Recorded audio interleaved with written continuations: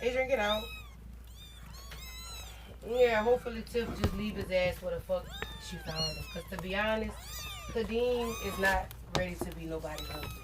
And he definitely showed that shit tonight.